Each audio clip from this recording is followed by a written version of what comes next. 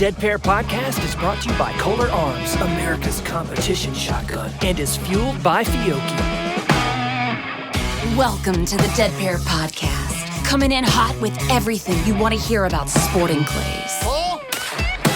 With your hosts, Jason Rambo. This is what I have to work with, everyone. And Sean Alley. Like I said, I was just thirsty. Oh, boy. Often imitated, but never duplicated. It's the Dead Pair Podcast. It's showtime. Welcome back, everyone. What's up, Mr. Large and in Charge? Jason, I'm doing good, man. How about yourself? I'm doing great, especially now that we have Mr. Tracy Wright with us. What's up, Trace? Not a whole lot. Doing good. Doing good. Yeah. It's good to see you guys. Yeah, you too, Tracy. It's been quite a while. How's life been treating you? It's been good. It's been very busy. Multitasking a little bit too much, but I guess that's a good thing. Yeah, better to be too busy than not busy enough, right? Yeah. Isn't that the way of 2025? We all seem to wear too many hats from time to time. It definitely seems to be. Well, everyone, this is part 2 of a 3-part series, Novice to Masterclass. This is The Climb. And this is focusing a little bit more on the intermediate, kind of like B and A class, if you will, right before you're taking the big leap into AA and Master. And Tracy has got probably some of the best skills that you could ever possibly have to carry you right up to the top. So we thought it was perfect to have Tracy here with us.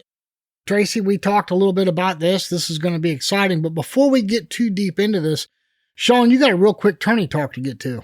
Yep, let me get that done. It's Tourney Talk. Brought to you by Score Chaser. All right, guys, just have one announcement here. This is the Clays for Canine Cancer Benefit Research Shoot.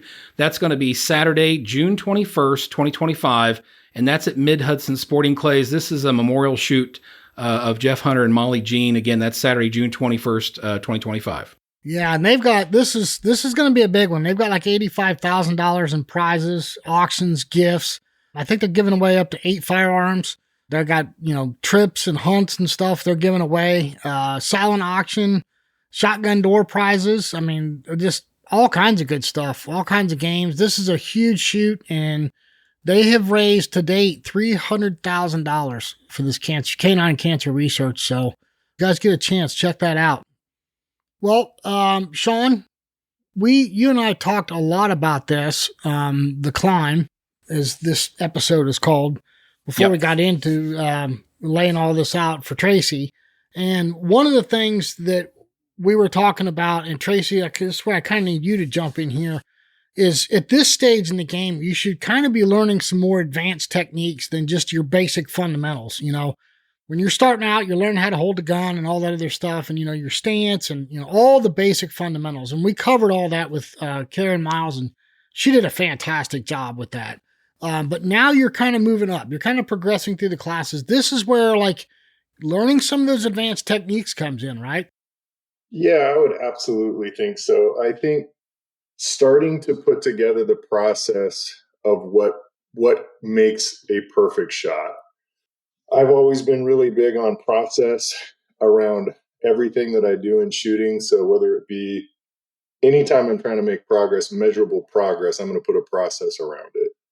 So I'm going to start focusing on method, all the things that establish that line, hold point, visual clearing point. What is the process to the perfect shot? And Tracy, let me interrupt real quick here. So basically, I know that a lot of people, when they get started in the game, they tend to focus mostly on mechanics, learning how to move the gun, learning how to mount the gun, and obviously setting up their gun so that it points where it shoots. Hopefully, that's one of the most important things to do. And at a certain point, I guess when you get comfortable enough, is this kind of the next step, or in your opinion, do you want to try to integrate, these processes and mental focuses earlier on versus getting the basics out of the way and then moving forward? I get asked a lot, when should I pay attention to the mental game? And I think the process is kind of the foundation to the mental game. So I think that there's really no time that's too early. I think bringing it on early in your career is probably going to be the best thing for you, going all the way up from D to master. All those fundamentals, what you're focusing on, that base set of elements to your process may change as you develop, but I think you're always going to have a process, and you may have, for instance, there might be 10 different factors to a perfect shot or shooting a pair perfectly, but you may only be focusing on 3 to 5 at a time, depending where you're at in your development. And I'm really big on, let's not focus on 10 things at once. Let's focus on 2, 3, maybe 5 things max at a time, master that set of skills, and then take those out and then reintroduce another set. But you're constantly evaluating your shooting, and you should have a diary or a journal that you're using to track those different things. And I'm very formal about, I write everything down. I break down my process. I break down my long-term and my shooting goals, my training and my training structure. So I don't think there's a time that's too early to bring in basically the process and kind of how you focus on your training. Well, Sean and I, we started off in E class. That year that we started shooting tournaments again from, we ended in, 2001, we quit shooting, and then we took this long break. And when we came back, you started in E class. And I wish we would have had something like this to guide us, because we went from E to D and D to C, basically just bouncing tournament to tournament and kind of learning as we went. And there was really no set training regimen. And I see a lot of people fall into this trap. They start shooting and they're hitting targets and they have no idea how they hit them, but they're getting a good enough score to earn their punches and move up a little bit. But then the training, not just practice, but training kind of falls by the wayside. And they tend not to focus on that until they get more into the upper echelon, start getting their butts kicked. And I'm speaking from experience that, oh crap, I need to put more effort into training. So at this stage in the game, you should be knee deep into training, if not waist deep into training. Am I right? Yeah, absolutely.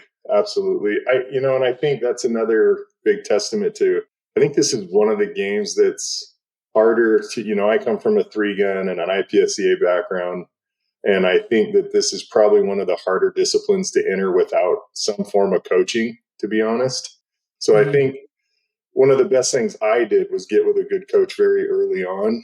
And it really helps your progress going forward. It gives you things to focus on when you do train. I think when you go out there, you may read books and you may, get good information from podcasts and things like that.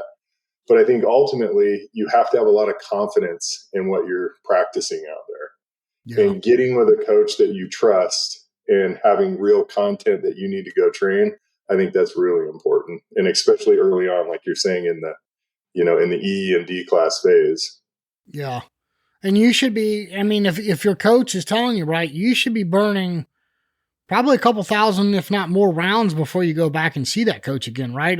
This isn't just a once a month fresh up and keep going to tournaments. You need to be burning some powder in between. Yeah, absolutely. It all depends on the student. There's a lot of students that I have that come real regularly in the beginning, but I like to see them shoot a good 1,000 to 2,000 rounds at least in between, trips to me. And if it's an introduction, an introductory type of lesson, there's going to be just a couple of, factors that they're working on. And they should, be able to document or basically show that they've reached some degree of proficiency going forward. Yeah. Well, Tracy, I know that, you've been on the show multiple times, and I know you've always advocated for the mental process. Here's something that I would like to ask you to do. And Jason, we can cut this out later if this goes off on a tangent, but for our listeners, what I'm going to put to you is a scenario of the mental process you go through when you go up to a new station, you step in the box from the time you see your show pair to the time you close the gun, from the time you walk out of the box. Can you kind of break it down? I know this is going to take a couple minutes for you to walk through every step. And in reality, it only happens in 30, 40, 50 seconds. But, can you do that for our listeners just to kind of get a hold of how much is involved in what you do and how you do it? Well, wait a minute, Sean, let me hold on a minute. Let me understand in case somebody else is asking the same thing in their head. Are you asking for a baseline, Sean? I'd like Tracy to kind of imagine he's walking up to a station and and from that step, watching the show pair, then he's going to formulate his plan, so on and so forth, and shoot 3 pairs and then walk out of the box, and then just kind of walk through each step as, after the first pair you shoot, after the second pair you shoot, and after the final pair, and then walking out of the box. What are you doing as you're walking out of the box? Yeah. So, I honestly really appreciate this question. And the biggest reason is I get a lot of people, and this is traditionally happens when I get a little more advanced student. They come to me, I ask them if they've got a process or a pre-shot routine, and they say, yeah, absolutely. Okay, great. Write it down. Write it down. Exactly. I can't write it down. So, exactly. And then the next question is, well, does it really exist? So is it really there? Do you really have one? So I'm big on, if you can't write it down, you probably don't have one.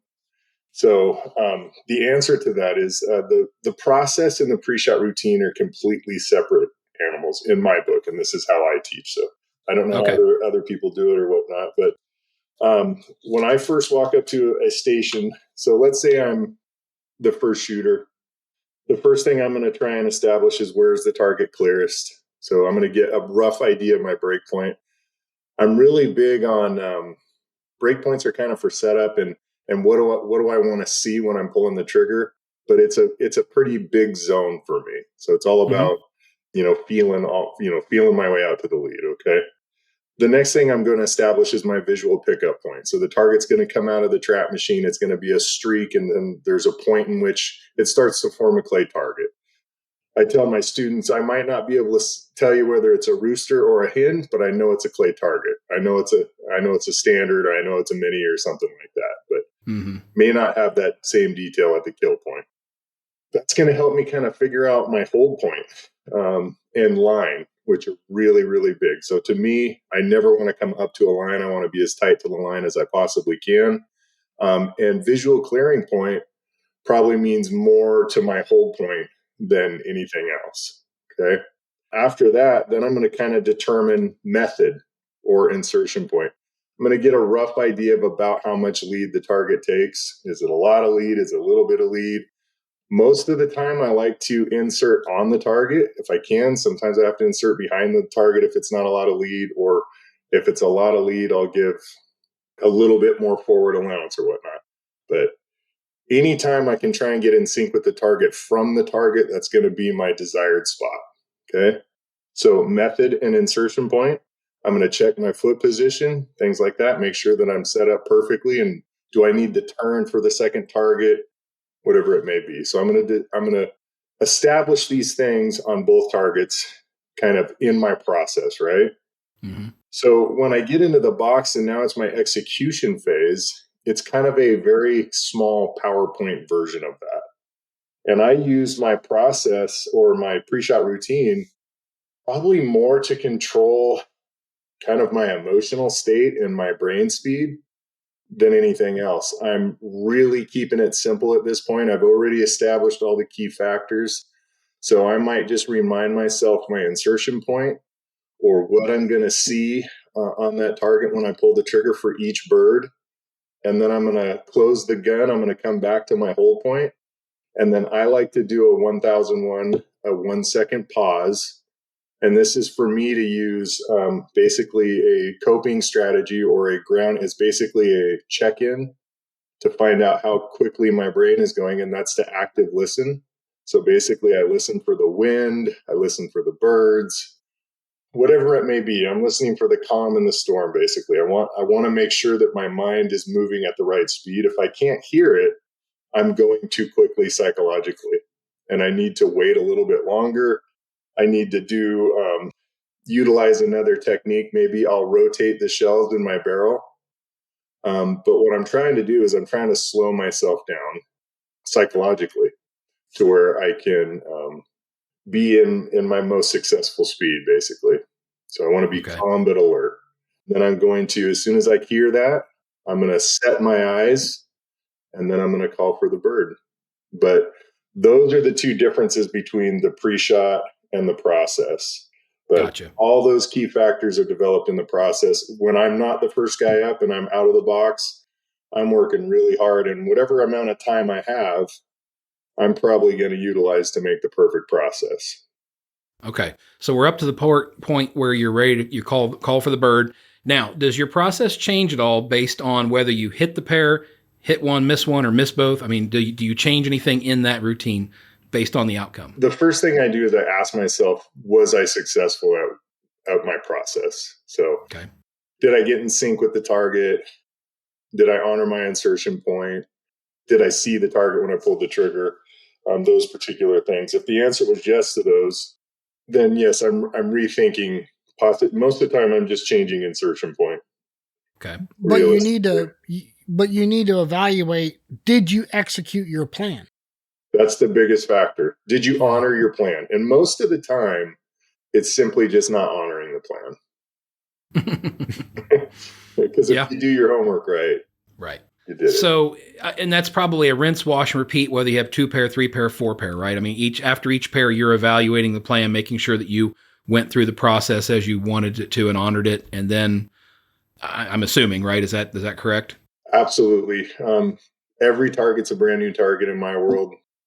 The first, the second, the third, the fourth pair, every single target's its own target. I'm trying to get in sync with the third pair, just like I did the first pair, like I've never seen the target before. Okay. So you've shot however many pairs you have on that station. Now you're done. You've opened the gun. You've ejected your last pair of shells. You're turning around to walk out. What are you doing at that point as you walk out of the station? I'm trying to keep my mind as calm as possible.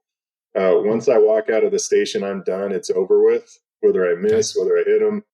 It's weird. If you look at my house, I don't have one trophy up in my house. And it's just after the shoot is over, the shoot is over. It's not time to pat yourself on the back. Just get focused on the next task, basically. Yeah, and a lot of what you said, and this is a question, not a statement. The tempo, like you're trying to calm yourself down. I think you said you're trying to calm yourself down psychologically and all this other stuff. But the tempo is unique to each person, right? Like some people, you take, I guess for an example, like Kevin DeMichael, or even here lately, Chad Roberts, they're really, really quick in between pairs. And then you take somebody, I know everybody's going to laugh. You take somebody like David or Wendell or Tom C, and they're, hey dude, it's going to get dark soon. You want to go ahead and call for your second pair, So, but what I'm getting at is that the tempo's different for each person, right? I mean, you have to find what works for you. Am I right? Absolutely. And I'll be honest, the tempo for me changes. I mean, if I go, let's say I'm at a major, I haven't been to a major in a little while. Let's say I'm at a major and I'm really sped up. I might utilize every step that I possibly can. I might, add steps to my pre-shot routine to slow my cadence down, and then I might go to a little local shoot and, I'm just not as charged up as I should be.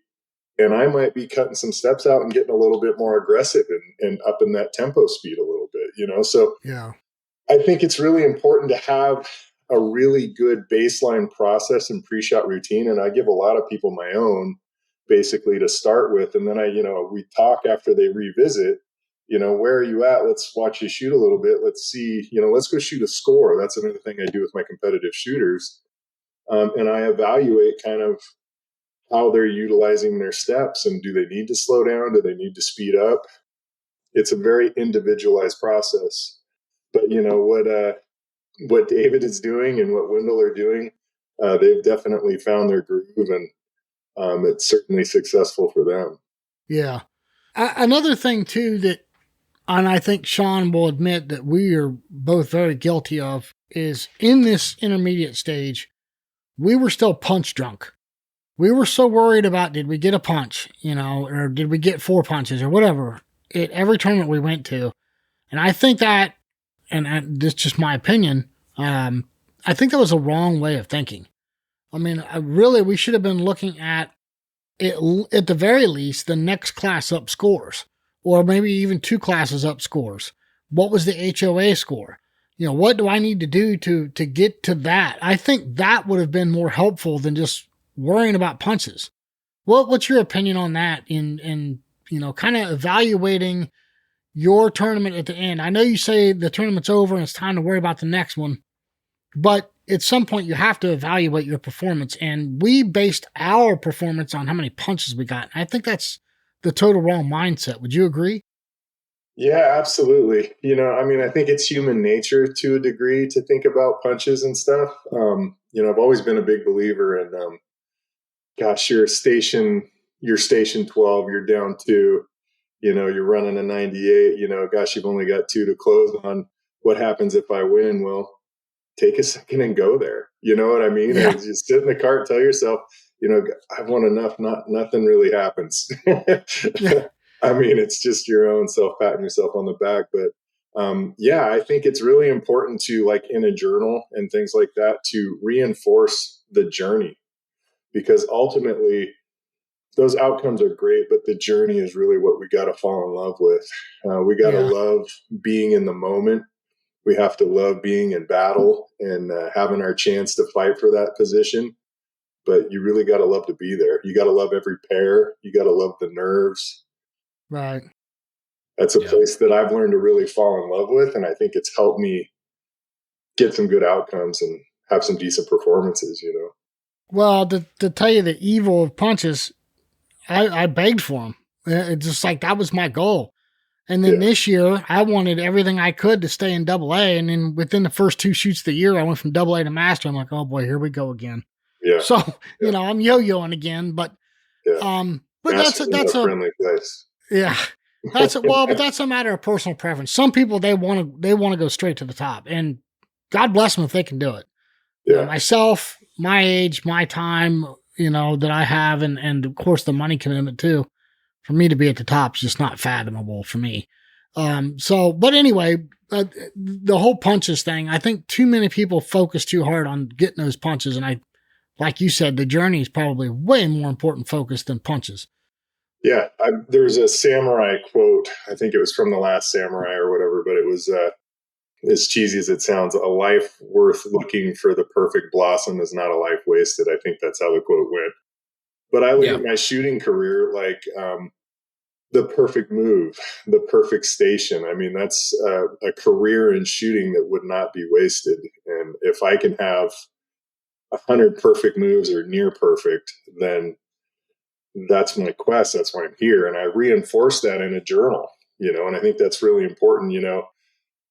We have a lot of subconscious expectations start developing as soon as we leave the shoot. And we don't really, and most of them are all outcome based. I mean, that's just how our brains work. But I try to steer those expectations through my journal. So I don't let them get the best of me. I don't let them form these expectations so solidly that I can't escape them, when I get to the next shoot. So I'm working pretty hard to shape them to what were the parts of the journey that I really appreciated. Yeah. Gotcha. Tracy, I got a question to ask you, and this is, again, your opinion only. So, again, I appreciate you walking us through that whole process, the pre-shot routine, what you do when you get in the box and when you walk out of the box. And again, this is more for the middle-of-the-road shooters, like we've been saying. This is the guys and gals that have gone through the introductory phase of this game. They've learned how to mount their gun correctly. They've learned how to, for the most part, move their gun correctly, and they know what's going on. Talk to me about being able to read targets and how important that is at this level, where you can actually understand, is it dome? Is it belly? Is it curling? Is it, doing this? Is it doing that? Because the more you go outside of like your local club shoots and stuff, and you go to these bigger, regionals and US Opens and stuff like that, the target setters definitely have a lot more flair in setting their targets. And a lot of times targets get misread. You may think a bird's doing one thing and actually it's doing another. And they're masters of trying to trick us all, right? So at this level of the game, how important is being able to read targets correctly and able to create a correct process? I think it's pretty big. I think the one thing about it is the process is supposed to enhance that ability. You know what I mean? So the more concrete that our process is, the more rapidly and accurately we're going to be able to make corrections. So really having this really concrete plan, whether you're confident in it or not, you have a really concrete starting point. You've got your insertion point, down to the inch or down to the foot on where you're going to insert to the bird. I think the more concrete you have that, the better you're going to build your repertoire, your ability to read targets. But I think you've got to have a really concrete starting point. Well, I'm saying without it, though, even if you have a good process, if you're not able to read targets correctly, that can be a big hindrance, right? I think it can, absolutely. But, I think you got to make sure that you're getting information. I think the big thing is, method can help you understand what the targets are doing. And if you learn to control the target, you learn to get in sync with the target. And if you learn pull away effectively, I think you're learning from a couple different places or a couple different spaces. So not just visually looking out there and seeing the target and the speed in the sky, but what does it feel like? You know what I mean? So you're getting that information from two sources or multiple sources. And speaking of how you mentioned pull away, at this part in the game, like where you're a mid-level shooter, are you stressing to your students that they know the 3 different methods to shoot a bird, or are we focusing at this point just on our strong point? No, I think you have to work pretty hard to develop all 3 methods, big time, or multiple methods. I know there's probably 4 predominant, but 3 core methods at least. And I think you need to make sure that, unless you're going to a premier instructor like Wendell or maybe David, you need to make sure that you've got an instructor teaching you multiple methods. Yeah, because everybody talks about the big 3, but there's actually hybrids of just about each one of those. There's collapsing lead, there's swing through to maintain, there's, but really, what is it going to hurt you as a shooter? And I know there's probably going to be somebody mow me over for this. What is it going to hurt you as a shooter to be able to execute all of those and know when to use all of them? Now, certain coaches are stuck on one method. You know that, right? We've talked about that. And there's nothing wrong with that. They've built a successful career out of it. Yep. But it may not work for everybody. People are like snowflakes. We're all different. So I think the more tools you have in the bag, the better chances you have of fixing a problem, right? Absolutely.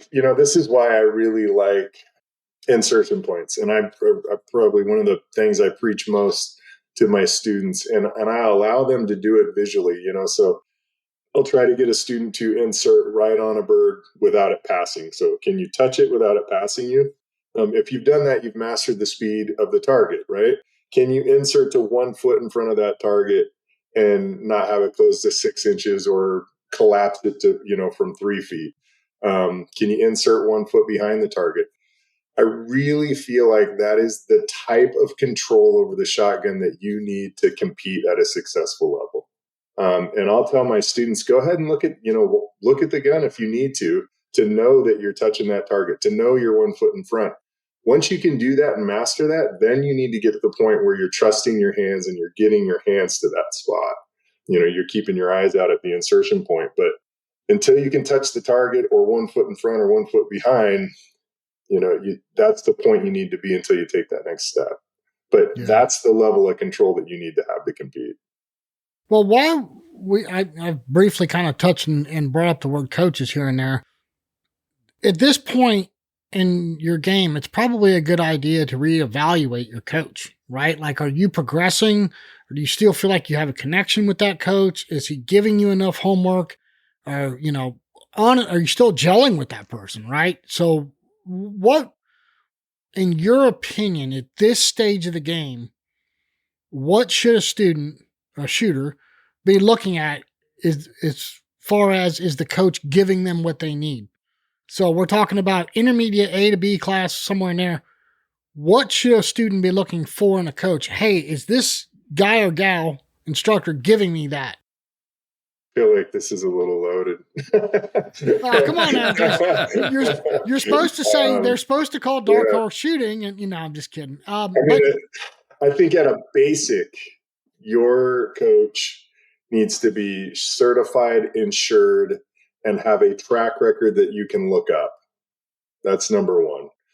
So I think if you're even selecting your starter coach, are they just telling you where you're at, or are they actually giving you method and tools to really diagnose presentations? So when I get a student and I've been working with them for a while, we'll shoot around and I'll let them run their process, and then I'll stand back and I'll say, okay, what about this, and this? How have you done your homework, or where are we at? But you need to have a coach that's going to constantly pressure you, that's going to force you to develop new tools, that you're always going to have something to work on. And at any point when you feel like you go to them and you've got nothing left to learn, I think it's important to look at the next step. Yeah, Trace, I wasn't trying to throw you under the bus. I was just saying, a coach is going to evaluate the student, but at some point the student has to evaluate the coach. Am I getting all I can from this person? Yep. Yep. Is he or she keeping me progressing, I guess is what I was after. And what things should a student be looking at? Now, we all struggle, okay? Yep. And you can't, I've had coaches tell me that I can't pull the trigger for you. You know, when you go to a tournament, that's your test. Have you done your homework? Have you studied? Have you done the training I told you to do? No. Well, then how can you be upset at me because you shot like crap this weekend? Right? So, as long as they're doing everything that the coach says and they're not progressing, then maybe it's time to look, right? I guess that was my point. Yeah, absolutely. Absolutely. I think that's a big factor. I've had students that come to me and they're like, I just couldn't get, my line or my hold points right or anything like that. So I never worked on insertion point, or I never worked on pull away or whatever it may be.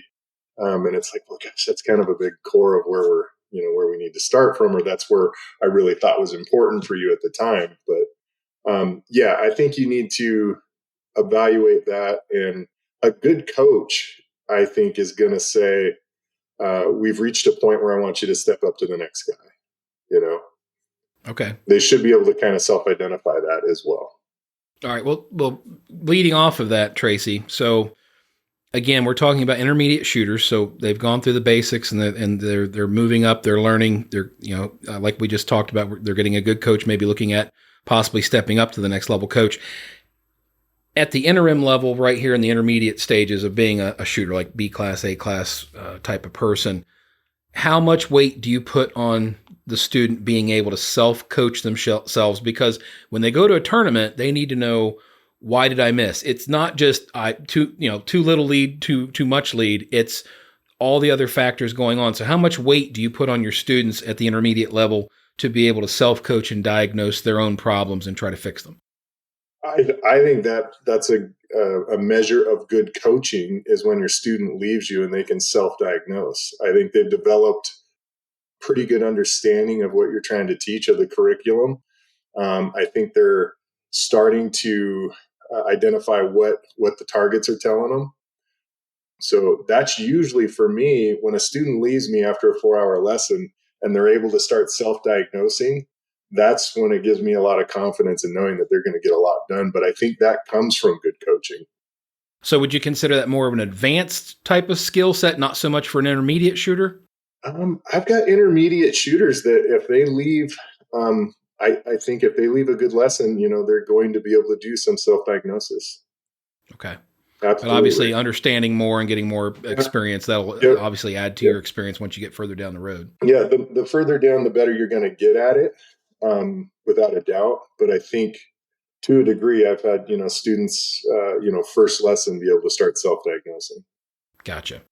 The other thing, and we can briefly touch on this too, is the equipment.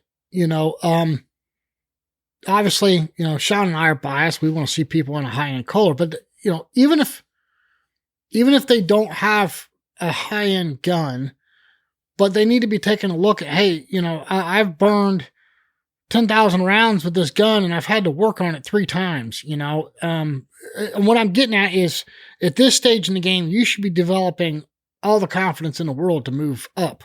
So do we need to look at maybe stepping into a little higher end gun? Do we need to look at glasses? We started off with the Ranger Super Shots, which are an intermediate level glass, and they work great, but do they need that edge to jump up to the reacts?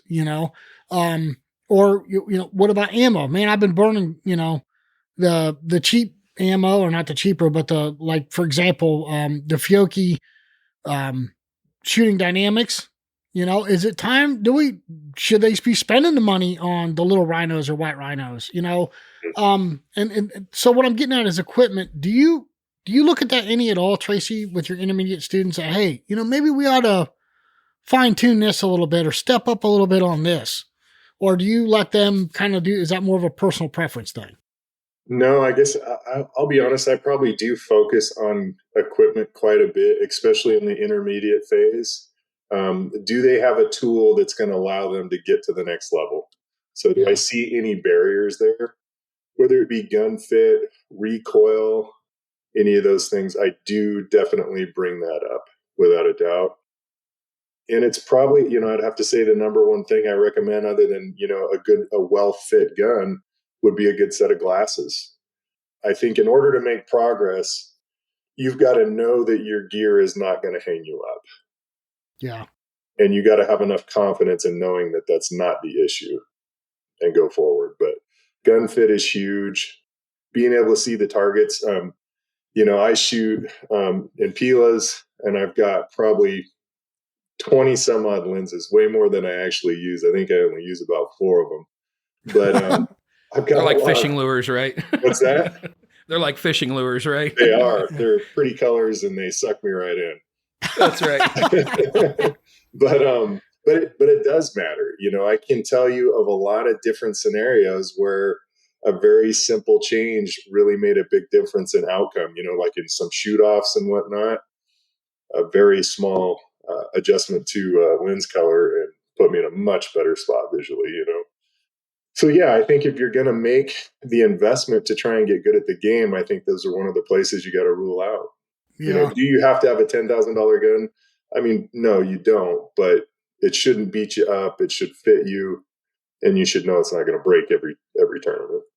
In the first part of this, the foundation, Karen, we were talking about going to bigger tournaments, and she's like, your first tournament probably shouldn't be the U.S. Open, right? But it doesn't hurt to get out and find a bigger tournament. Now, I will say that Sean and I were very lucky. The clubs in Ohio, when we were coming up, they threw some really, Dan Bailey is known for his target setting ability, and his FITAS targets were, regional level targets. But there's some people in certain areas that even if they're traveling 2-3 hours to a local club, they just don't have those type of targets. So in this intermediate phase, would you say, or what is your opinion on, hey, if my local club is keeping everything within 40 yards and I never see any big targets, it's probably time to step up to some, maybe go to a regional or, obviously a state shoot, but maybe go to a regional or an open or make the trip down to nationals. Let's not worry about score, but let's look at some different targets you haven't seen before and maybe what we need to practice or work on. Would you say that that's a wise move? Yeah. I think, like in my area, there's not a lot of, nobody's really throwing big birds. So I call up my buddy Jason at Play Range Design Works with the machines, Yeah. So I do what I got to do to make it work, But I think keep things in perspective, understand that you're going to have to travel and that you're going to see new target presentations, and that those are going to be presentations you need to work on. So you're going for exposure, you're going for an education. But, I also think putting in perspective, what are you going to need to do to be competitive on that circuit is going to be an important factor too. Do you need to buy some of your own machines? Do you need to start making some trips to the local club 300 miles away to get exposure to that? But yeah, absolutely. I think those big shoots are really good at upping your ability. I feel like every year I go to nationals, I feel like I come back a better shooter. Every time I go to a Worlds or an Open, I feel like I come back a better shooter. Yeah, no, I agree. Definitely. And, a little selfish plug and thank you to Sean, but he told me it's been 3-4 years ago when I finally got my 5-stand set up at my house, and I only practiced on a half an acre, but I was able to throw some pretty good targets. And he told me, he said, dude, I've seen your progress. Your ability to go out your back door and practice has made a huge difference. And, not everybody has that ability. I get that, but if you don't have the ability to give me a call and I'll get you hooked up with some traps. But you need to, I think expanding your wing or spreading your wings a little bit and expanding your horizons and going to a bigger shoot and seeing some of these big targets. And then, just another page, another chapter in your book of learning, right? Yeah, it gives you a really good direction to go to find out, do you want to really work on getting better at, those type of target presentations? What do you need to do? What do you have to set up to make that progress, or to start being competitive on that at tournaments that size? But, I knew that if I was going to try and travel and be competitive, that I had to have my own set of machines. And, sometimes I get a little, too hooked on them, and all I do is shoot my set of traps, and I shoot big targets, and then before you know it, I go to a local tournament and I got to point at stuff, and I and I can't Put lead on something that's 20 yards away. Yeah. So, but yeah, you definitely got to practice it all. Gotcha. Well, Tracy, one more thing, and this is again just a hypothetical here. At this level in the game, if somebody does have a good coach, and I know you said that a good coach will honestly start asking their student, should you be going to somebody else? Is there any harm in a lot of these coaches will do clinics and stuff where they'll have, 5 or 10 people show up for an afternoon, and it's not really, what I would call one-on-one focused coaching. But, so if somebody is your student and, Bill McGuire came to town, was having a clinic, or, Wendell Cherry comes and is having a clinic, is there any harm to go do a clinic with another coach? I mean, is it counterproductive to what a particular coach typically, what a coach would coach? Or are you worried about them learning other things that maybe don't jive with what you're teaching them? So I'm just kind of all over the place here, but I'm just kind of getting an idea in your mind where you see that and if there's a benefit to it. Yeah, I think knowledge is knowledge, and I would encourage, my students to go get, knowledge from especially somebody like Bill. One of the, there's some greats playing this game. We've got some Michael Jordans and some Tiger Woods out there, and I think I think your coach should never hold you back from getting an experience like that. And so, yeah, I would encourage my students personally to capitalize on a situation like that. Absolutely. Okay. And if they want to bring that back in and they want to incorporate that in our lessons, or have me look for something that they'd like to incorporate that they got from Bill or whatever it may be, then I'm happy to work with that. There's definitely going to be value. Gotcha. And, we've talked a lot about having a coach, and, if you don't have a coach close by, or maybe you've made it to this point in the game and you don't even have a coach. One of the things that Anthony said, you were talking about the greats, there's one of them right there. Yep. You can learn a lot from reading a book or watching a video or whatever, but that's knowledge. Until you can apply that knowledge, then it becomes skill.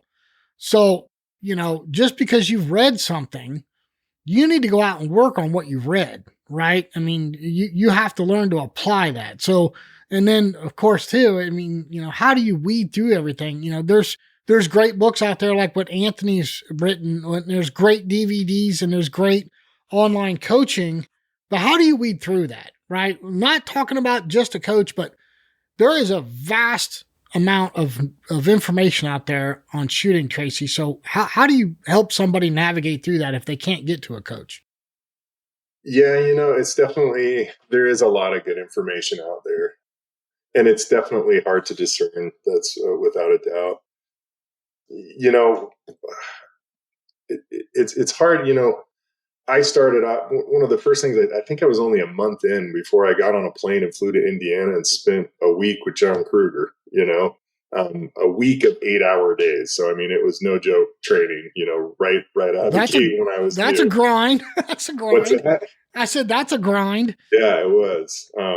And John liked to shoot a lot too. So, so I mean, I think with the degree of investment that people are going to make in this game, I think, I strongly encourage go out there and get coaching as early as possible. And I think that's going to help you weed through everything out there. But I think, going to really credible people, like Anthony's information or Gavin and Karen or whatever it may be. But I think weeding through some of that and finding out what works for you. But I think ultimately you've got to get a skilled person to look over your shoulder and find out, are you really doing it? You know what I mean? And is it working for you, or why is it not working for you? But that's kind of the best assessment that I can make of it. Yeah. I mean, I guess if I was, and I'm nobody to give an opinion, but if anybody was interested in my opinion, I would say that look at the source, right?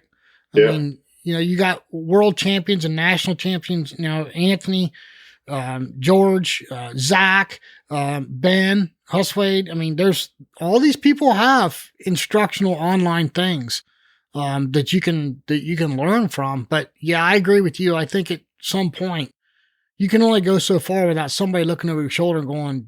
I mean, I've had coaches. Do you know you're doing this? I'm like, what are you talking about? Yeah. I mean, because you just don't realize sometimes you do stuff subconsciously and you develop these little habits subconsciously that you don't realize. So yeah, I mean, at some point you've got to get to a coach. But I think you brought up the biggest factor is can they do it as well? I mean, you look at Anthony. Anthony's got massive accomplishments, and he's proved that he can do it. You can watch Anthony on videotape; he's doing exactly what he teaches. Those are credible sources. Or do you want to go with somebody who's big online but doesn't have the accomplishments to kind of substantiate what they teach? I think that's a big factor. And I'm huge on that. I never send, I've got a lot of people that will ask me for books or, what kind of videos or books can I access when I can't access you or when I can't get to a lesson. And those are the sources that I recommend. Yeah. Yeah. I guess it speaks a lot when they've got the hardware to back up what they're talking to you about. Yeah. Absolutely. It's who I'm paying attention to. Right. Proof's in the pudding. Yeah, absolutely. Yeah, if anybody needs to know if Anthony's got the accolades or not, just go to M&M and look in the clubhouse. It'd take you an hour and a half just to glance at every single one of the trophies. So yeah, and I mean, not club level victories. We're talking. No, right. We're talking big stuff. Yeah, big stuff. Yeah. These are world and national level trophies. Trust me. Yeah. Well, Tracy, this has been great. Is there anything? I mean, Sean and I wrote down a lot of notes here and stuff to ask you, but is there anything else that you think is vitally important for an intermediate student that we haven't covered? No, I mean, I guess my big thing would be to seek out a coach, hopefully somebody not too far away from you that you can, access maybe on a fairly regular basis. But I also wouldn't be afraid to travel to somebody with a little bit more of a track record, make sure that they've got accomplishments that you can look up. And then I would hook up with them for going forward, basically. Gotcha. And Tracy, let's go ahead and let you plug yourself, because how do people get a hold of you if they want to take a lesson with you? Yes, you can find me Dark Horse Shooting. I'm on Instagram, Facebook, or you can give me a call. It's 509-998-0261. And we can book something there. I do travel, and I've got a couple of clinics outside the state this year. Awesome. Well, I'm going to put all that information right down in the show description as always. So easy enough nobody's got an excuse if they can't find you. So I'll definitely put your phone number and your email. And like you said, you got social media as well that they can find you. Sean, Allie, before we get out of here, we've had a lot of people asking us about that, that Kolar dead pair gun. And of course, it's been at the US Open. It's going to be at all the big shoots that Kolar's going to be at. They can go look at it, touch it, and see it themselves. Yep. Easy enough to get a ticket. Tracy, I hope, did you get your ticket yet, Tracy? I'm putting you on the spot. Yet, no. We're throwing him under the bus now. You're the one guy that doesn't. Come on now. Have you seen that gun? That is a beautiful gun. So I'm jealous. It is. I wish I could buy a ticket. I'm concerned about it in my German neighborhood at my gun safe, though. Might be a riot in there when you close the door. Yeah. It might teach them all English, though, Tracy. It might be a good thing. So, and then, of course, don't forget our discounts through Taconic Distilleries and RE Ranger, 10% off. Just use the code DEADPAIR10 at checkout. That's DEADPAIR, the number 10, no spaces. DEADPAIR10 at checkout. Save 10% off your orders online from those two. Sean Alley, we're doing this 3-part series. We're trying to help people out. And for those that are listening that are excited about this, and what do we tell everybody every week, first of all? Well, from the very beginning when we started our podcast, our whole mission was to bring more awareness to sporting clays and hopefully build the ranks. And I think we've been doing a pretty good job of that over the last 5 years of doing it. And it wouldn't be without help from all the great shooters and coaches, people like Tracy that donate their time to come on our show, share some of the knowledge, share some of the wisdom. And that makes it for good listening for everybody. But at the same time, in your own hometown or your own state where you live, the biggest thing you can do to help grow the sport is to get somebody out there to the range that's never shot a clay in their life, get a gun in their hand, let them go out there, mess around, break their first clay, watch that smile happen. And you know what? You're probably going to get somebody that's going to be hooked for life, just like we all are. And you'll be doing a good service for the sport, because that's what it's all about. Make people aware of how fun this game is, how safe it is. And we'll keep trying to bring you good information, good coaching, good lessons week after week right here on the Dead Pair. And with that being said, when you do take them out and get them hooked, turn them onto this program. It's series like this. We've had, tons of manufacturers. We've had all kinds of information about tournaments. We've had great coaches like Mr. Tracy Wright here joining us. And there's tons of information here. So we hope that not only do you introduce someone new to sporting clays, but introduce them to this podcast as well. And Trace, thank you again, sincerely. It's been awesome, man. We really appreciate you joining us. Your knowledge is something that everybody asks for. So we appreciate it very much, which, by the way, we need to get caught up because we do have some questions for the coaches. So we're going to get you back on soon for that, for a little quick segment. But thank you for joining us for this show, man. It's been great. Thanks so much for having me. I greatly appreciate it. Sean Alley, my friend, this has been great, but we got to run. Until next week. Can't wait to see you all back here on the Dead Pair Podcast. We'll see you next time on the Dead Pair Podcast. The Dead Pair Podcast is brought to you by Kolar Arms, the mark of performance, and is fueled by Fiocchi USA. The Dead Pair theme song was written, arranged, and produced by Toby Tomplay. Special thanks to the following sponsors: Atlas Traps, Ranger Performance Eyewear, Rhino Chokes, Long Range LLC, Taconic Distillery, Score Chaser, and Clay Range Design Works.